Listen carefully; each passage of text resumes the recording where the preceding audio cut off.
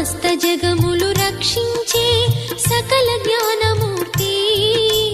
ఎవరింట తాను కొలువుండునో కలుగును వారికి కీర్తి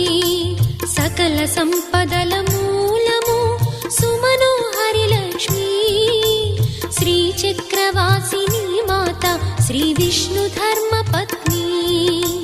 తనని నమ్మిన భక్తులకు